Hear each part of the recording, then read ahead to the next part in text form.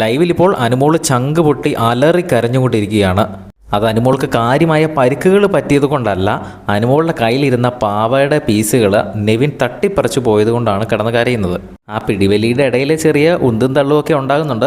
പക്ഷേ അതല്ല കാര്യം. അനുമോൾ പൊട്ടിക്കരഞ്ഞതിൻ്റെ കാര്യം അത് സ്നാച്ച് ചെയ്തുകൊണ്ട് പോയതുകൊണ്ട് തന്നെയാണ് നെവിനും ആര്യനും അനുവിൻ്റെ കയ്യിൽ നിന്ന് ആ പാവയുടെ പീസുകൾ, അനു കളക്ട് ചെയ്ത പാവയുടെ പീസുകൾ അവർ തട്ടിപ്പറിച്ചു പോയി. അതാണ് കാരണം.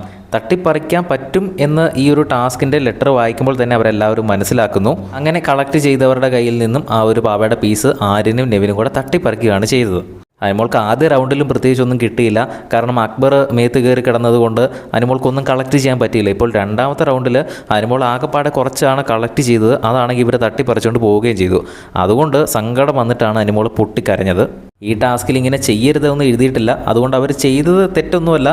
അൺഫെയർ ഗെയിം എന്നൊന്നും പറയാൻ പറ്റില്ല. കയ്യൂക്കുള്ളവൻ കാര്യക്കാരൻ എന്നൊക്കെ പറയില്ലേ, അതുതന്നെയാണ് ഇവിടെ സംഭവിച്ചത്. പക്ഷേ ആര്യനും നെവിനും ഈ തട്ടിപ്പറിച്ച് കൊണ്ടുപോയി അവർക്ക് ചിലപ്പോൾ 2-3 പോയിന്റ് കിട്ടിയേക്കാം. പക്ഷേ അവർക്ക് ജനങ്ങളുടെ ഇടയിലുള്ള ആ ഒരു മനസ്സിലെ സ്ഥാനം അങ്ങ് പോവുകയാണ്. അനുമോൾക്കെന്ന അനുമോളോടുള്ള ഒരു ഇഷ്ടം എല്ലാവർക്കും കൂടുകയും ചെയ്യും. അതാണ് ഇവിടെ പൊതുവെ സംഭവിക്കാൻ പോകുന്നത് ഇങ്ങനത്തെ കേസുകളിൽ. അനുമോൾ അത്രയും ബഹളമുണ്ടാക്കി അലറി കരയേണ്ട കാര്യമൊന്നുമില്ല. കാരണം ഇത് ഗെയിമിൻ്റെ ഒരു രീതിയിൽ സ്പിരിറ്റിലങ്ങ് എടുത്ത് വിടേണ്ട കേസേ ഉള്ളൂ. പക്ഷേ അനുമോൾ പെട്ടെന്ന് ഇമോഷണൽ ആകുന്ന ആളാണ്. അനുമോളെയും കുറ്റം പറയാൻ പറ്റില്ല. ഇത് 2 പേരുടെ ഭാഗത്തും തെറ്റ് പറയാൻ പറ്റില്ല. പക്ഷേ ഇവിടെ പോസിറ്റീവ് ആകാൻ പോകുന്ന അനുമോളും നെഗറ്റീവ് ആകാൻ പോകുന്നത് ആ തട്ടിപ്പറിച്ചവരുമാണ്. അതുമാത്രം പറയാം. എന്തായാലും ബിഗ് ബോസിൻ്റെ കൂടുതൽ അപ്ഡേറ്റുകളുമായി വീണ്ടും വരാം.